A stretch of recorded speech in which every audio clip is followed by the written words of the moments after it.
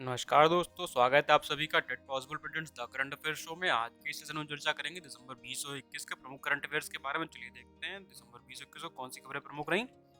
सबसे पहले डिस्कशन होगा सिंगापुर की हॉकर संस्कृति के बारे में। उसके बाद हम डिस्कस करेंगे भारत और वियतनाम संबंधों के बारे में, जानेंगे वियतनाम के बारे में। इसके बाद डिस्कशन होगा ग्लोबल सस्टेनेबिलिटी अवार्ड 2020 के बारे में भी चर्चा करेंगे। हाल ही में उस्ताद इकबाल अहमद खान का निधन हुआ, इनके बारे में जानेंगे किस चीज से संबंधित थे। फिर हम देखेंगे गोवा मुक्ति दिवस। अंत में डिस्कशन होगा वन लाइनर्स का। चलिए पढ़ते हैं। पहली खबर, सिंगापुर की हॉकर संस्कृति। ये क्यों चर्चा में रही? क्योंकि यूनेस्को ने इसे मानवता की अमूर्त सांस्कृतिक विरासत की सूची में स्थान दिया है। तो सिंगापुर की हॉकर संस्कृति स्ट्रीट फूड के लिए प्रसिद्ध है, ठीक है। और इसकी स्थापना कब हुई थी हॉकर संस्कृति की? यहाँ पे हॉकर केंद्र 1970 के दशक में शुरू किए गए थे सिंगापुर में। क्यों? सड़क विक्रेताओं, जो सड़क पे रेहड़ी पटरी वाले होते हैं, उनको स्थान देने के लिए। इसके अलावा फ्रांसीसी भोजन, जो कि वहाँ का पारंपरिक भोजन है, उसको भी अमूर्त सूची में जोड़ा गया है।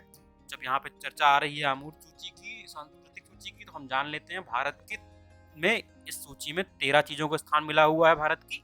चलिए कुछ महत्वपूर्ण बातें थी। अगली खबर तरफ बढ़ते हैं। अगली खबर, भारत वियतनाम संबंध। क्यों ये संबंध भी चर्चा में है? क्योंकि आज 21 दिसंबर को भारत और वियतनाम के प्रधानमंत्री आपस में आभासी बैठक करेंगे, यानी वर्चुअल बैठक के माध्यम से आपसी संबंधों को आगे बढ़ाएंगे। भारत कोशिश कर रहा है कि भारत की जो मुख्य मिसाइल है ब्रह्मोस, वियतनाम उसे खरीद ले। इसके लिए दोनों देशों के बीच रणनीतिक साझेदारी पे चर्चा भी होगी। तो कुछ बातें वियतनाम के बारे में जान लेते हैं। ये दक्षिण पूर्वी एशिया का स्थित देश है। इसकी सीमाएं ये चाइना, लाओस और कंबोडिया से लगती हैं। ये क्यों प्रसिद्ध है? तो ये अपने समुद्र तटों, नदियों और पैगोडा के लिए प्रसिद्ध है। तो आप ये देख लीजिए, पूरा वियतनाम एक तरीके से एक पूरा छोर पूरा समुद्र से लगा हुआ है, इसलिए कई सारे बीचेस यहाँ पे हैं। ये अपने समुद्र तटों के लिए प्रसिद्ध है। और बौद्ध पैगोडा, तो यहाँ पे कई सारे बौद्ध मंदिर हैं, इसलिए यहाँ पे ये प्रसिद्ध है। इसके अलावा इसकी राजधानी क्या है? तो इसकी राजधानी हनोई है और इसकी मुद्रा वियतनामी डोंग है, देखिए यहाँ मेंशन है। इसके अलावा वर्तमान में युएन तन जूंग यहाँ के प्रधानमंत्री हैं और डुएन फू त्रोंग वहाँ के वर्तमान राष्ट्रपति थे। कुछ प्रमुख बातें थी। अगली खबर है ग्लोबल सस्टेनेबिलिटी अवार्ड 2020। किसने जीता है? तो ESAF, ठीक है। इसका पूरा नाम है इवेंजेलिकल सोशल एक्शन फोरम, जो कि एक स्मॉल फाइनेंस बैंक है। कहाँ पे स्थित है? केरला में स्थित है। इसने ग्लोबल सस्टेनेबिलिटी अवार्ड 2020 जीता है। ये अवार्ड किसने दिया है? तो ये अवार्ड देता है एनर्जी एंड एनवायरमेंट फाउंडेशन, ठीक है। तो हमें नाम याद रखना है, एनर्जी एंड एनवायरमेंट फाउंडेशन द्वारा ग्लोबल सस्टेनेबिलिटी अवार्ड दिया जाता है। इसे भारत इस बार जीता है केरल स्थित ESAF evangelical social action forum, जो कि एक स्मॉल फाइनेंस बैंक है। और इसके अलावा वहीं पर भारत पेट्रोलियम, जो कि BPCL है, वो उसने प्लेटिनम श्रेणी में ग्लोबल सस्टेनेबिलिटी अवार्ड जीता हुआ है। कुछ प्रमुख बातें थी इस अवार्ड के बारे में। इसके अलावा आप यहाँ पे दो नाम चर्चा में आए, BPCL और ESAF, जो कि एक स्मॉल फाइनेंस बैंक है। तो स्मॉल फाइनेंस बैंक के बारे में आप जान लीजिए।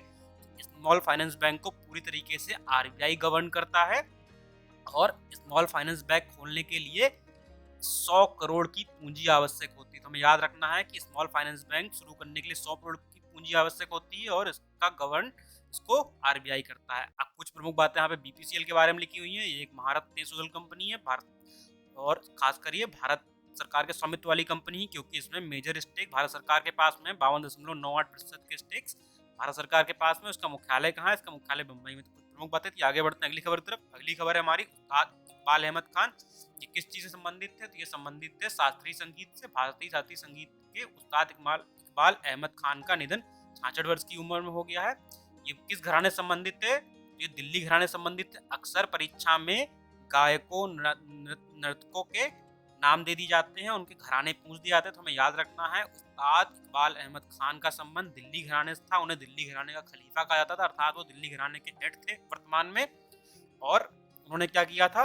उन्होंने शास्त्रीय संगीत के पुनर्जागरण के लिए एक दिल्ली दरबार नामक पहल चलाई थी, ठीक है। उसके संस्थापक भी थे ये। उन्हें कई सारे अलग अलग अवार्ड मिले, जिनमें से आचार्य गायन संगीत रत्न, संगीत सौरभ, मिर्जा गालिब पुरस्कार, आमिर खुसरो पुरस्कार और संगीत नाटक अकादमी, जो कि सबसे महत्वपूर्ण पुरस्कार है इन सभी में, आदि पुरस्कार उन्हें दिए गए थे। कुछ प्रमुख बातें थी इनके बारे में।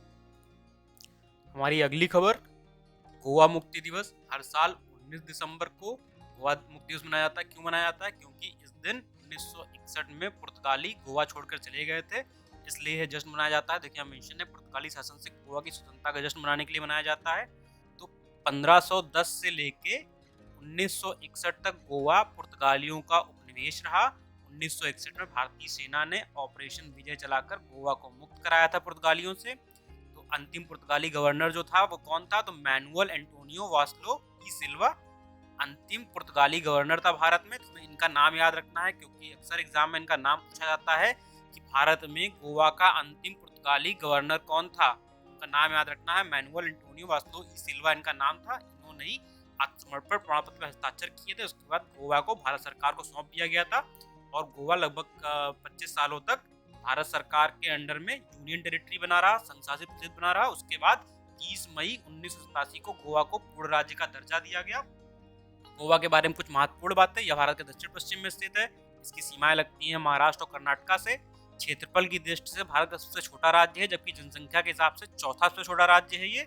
राजधानी क्या है उसकी? तो पणजी उसकी राजधानी है। वर्तमान में प्रमोद सावंत वहाँ के मुख्यमंत्री हैं और भगत सिंह कोश्यारी गोवा के राज्यपाल हैं। एक्चुअली राज्यपाल ये महाराष्ट्र के, इनके पास गोवा का एक्स्ट्रा चार्ज है। ये कुछ प्रमुख बातें गोवा मुक्ति दिवस के बारे में।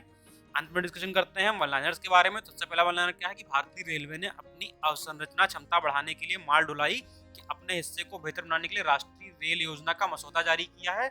हमें क्या याद रखना है? राष्ट्रीय रेल योजना किसके द्वारा जारी की गई है? ये भारतीय रेलवे के द्वारा। कि अक्सर योजना के नाम पे नीति आयोग का नाम दे देता है और आप लोग नीति आयोग लगा के चले जाते हैं। तो आपको हमें याद रखना है राष्ट्रीय रेल योजना का संबंध भारतीय रेलवे से है। वो अपनी क्षमता को बढ़ाने का प्रयास कर रहा है, किस तरीके से अपनी ढुलाई की क्षमता बढ़ाई जाए और ज्यादा से ज्यादा रेवेन्यू कमाया जाए। अगली खबर है हमारी IUCN की लाल सूची के हालिया अपडेट में भारतीय स्वेलसॉक सेफोलोस्पियम सिल्सी को गंभीर रूप से विलुप्तप्राय श्रेणी में जोड़ा गया है। ये कहाँ पाई जाती है? ये श्रीलंका, केरल और अंडमान निकोबार द्वीप समूह क्षेत्र में पाई जाती है। हमें नाम याद रखना है इसका। और कहाँ किसने जोड़ा है इसको? तो विलुप्तप्राय की सूची में IUCN ने जोड़ा है। IUCN का पूरा नाम है international union for conservation of nature. इसका हेडक्वार्टर कहाँ है? इसका हेडक्वार्टर ग्लैंड स्विट्जरलैंड में है। हमें याद रखना है IUCN का हेडक्वार्टर ग्लैंड स्विट्जरलैंड में है। इसने भारतीय स्वेलसॉक सेफोलोस्पियम सिल्सी को विलुप्तप्राय श्रेणी में जोड़ा है। अगली खबर भी IUCN संबंधित है। इसमें क्या है कि IUCN ने एक विश्लेषण जारी किया है कि भारतीय सार्क, रेज और चीमरे EEZ में विलुप्त होने वाले उच्च जोखिम का सामना कर रहे हैं। ये लोग लगभग विलुप्ति के कगार पे हैं। 3 प्रजातियां, हमें इनका नाम भी याद रखना है। अगली खबर है हमारी हैदराबाद में एडवांस हाइपरसोनिक विंड टनल परीक्षण सुविधा का उद्घाटन किया गया है। तो हमें याद रखना है कहाँ पे किया गया है एडवांस हाइपरसोनिक विंड टनल परीक्षण की सुविधा का? तो हैदराबाद में किया गया है। हमारे रक्षा मंत्री राजनाथ सिंह जी ने इसका उद्घाटन किया है। इसकी फैसिलिटी क्या है कि ये 5 से 12 मैक तक का सिमुलेशन किया जा सकेगा यहाँ पे। तो मैक आपको मैंने पिछले करंट अफेयर में कुछ दिनों पहले बताया था कि मैक गति की एक यूनिट है जो जिसका इस्तेमाल सुपरसोनिक और हाइपरसोनिक मिसाइल के लिए किया जाता है। और ऐसी सुविधा वाला भारत अब तीसरा देश बन गया है। इसके पहले ये सुविधा सिर्फ अमेरिका और रूस के पास ही उपलब्ध थी। एक महत्वपूर्ण खबर है हमारे लिए। इसके बाद है कि गरीबी उन्मूलन के साझा करने की भावना को बढ़ाने के लिए विविधता के एकता का जश्न मनाने के लिए 20 दिसंबर को हर साल अंतर्राष्ट्रीय मानव एकजुटता दिवस मनाया जाता है। तो हमें याद रखना है अंतर्राष्ट्रीय मानव एकजुटता दिवस कब मनाया जाता है? तो 20 दिसंबर को मनाया जाता है। नोट कर लीजिए आप लोग, स्क्रीनशॉट ले लीजिए इसका। अगली खबर हमारी क्या है? खेल मंत्रालय ने हरियाणा में अगले वर्ष होने वाले खेलो इंडिया यूथ गेम्स 2021 में गटका, कलारीपट्टू, मलखम्ब, थांग टा इन 4 देसी या स्वदेशी खेलों को शामिल करने को मंजूरी दी है। ये चारों जो खेल लिखे हुए हैं गटका, कलारीपट्टू, मलखम्ब और थांग टा, ये सारे देसी खेल हैं। खासकर कि ये मार्शल आर्ट्स हैं हमारे देश की। गटका जो कि पंजाबी मार्शल आर्ट है, कलारीपट्टू केरल संबंधित है, मलखम्ब मध्य भारत संबंधित है, खासकर मध्य प्रदेश और महाराष्ट्र से, और थांगता मणिपुरी मार्शल आर्ट है। तो हमें याद रखना है इनके स्टेट्स के नाम भी गटका पंजाब, कलारीपट्टू केरल, मलखम्ब मध्य प्रदेश और महाराष्ट्र और थांगटा मणिपुर नॉर्थ ईस्ट। ठीक है, क्योंकि आपको मैच द फॉलोइंग करके या डायरेक्ट आपसे पूछ सकता है कि इस पर्टिकुलर खेल का संबंध किस राज्य से है। ठीक है, अगली खबर क्या है? बायर्न म्यूनिख के स्ट्राइकर रॉबर्ट लेवेंडोस्की ने फीफा बेस्ट प्लेयर का अवार्ड जीता है। ठीक है, प्लेयर ऑफ द ईयर बने हैं ये फीफा के। इन्होंने किसको पछाड़ा है? इन्होंने लियोन मेसी और पुर्तगाल के रोनाल्डो को पछाड़ते हुए इस खिताब को जीता है। पिछले कई सालों बाद ऐसा हुआ है कि इन दोनों के अलावा एक पुरस्कार किसी को मिला था। हमें नाम याद रखना है। FIFA player of the year पुरुष कौन रहा है? तो रॉबर्ट लेवेंडोस्की, इनका नाम याद रखिए। अगली खबर क्या है कि अर्जेंटीना के फुटबॉलर लियोनेल मेसी ने हाल ही में एक क्लब के लिए सबसे ज्यादा गोल करने का रिकॉर्ड बनाया है। इसके पहले ये रिकॉर्ड किसके नाम था? पेले के नाम था, जो कि ब्राजीलियन फुटबॉलर थे। अब ये रिकॉर्ड किसके नाम हो गया है? Lionel Messi. इन्होंने बराबरी कर ली है इनके लिए। ठीक है, अब हालांकि जब बराबरी कर ली है और अभी करंट में खेल रहे हैं तो इनसे आगे ही निकल जाएंगे ये। तो हमें याद रखना है कि अब जो है लियोनेल मेसी किसी एक पर्टिकुलर क्लब के लिए खेलते हुए सबसे ज्यादा गोल करने का रिकॉर्ड इनके नाम हो गया है। ये स्पेन के बार्सिलोना नामक क्लब से खेलते हैं, और ऊपर जो मैंने आपको नाम बताया था रॉबर्ट लेवेंडोस्की, ये बायर्न म्यूनिख से खेलते हैं। बायर्न म्यूनिख एक जर्मन फुटबॉल क्लब है, जबकि बार्सिलोना जो कि एक स्पेनिश फुटबॉल क्लब है वहां से लियोनेल मेसी खेलते हैं। तो कुछ प्रमुख बातें थी आज के करंट अफेयर के बारे में। मिलते हैं कल के करंट अफेयर में। अगर आपको हमारा इनिशिएटिव अच्छा लगा हो तो हमारे वीडियोस को लाइक कीजिए, शेयर कीजिए, हमारे चैनल को सब्सक्राइब करके बेल आइकॉन दबाइए, जिससे आपको यथासमय हमारी नोटिफिकेशन मिलती रहे।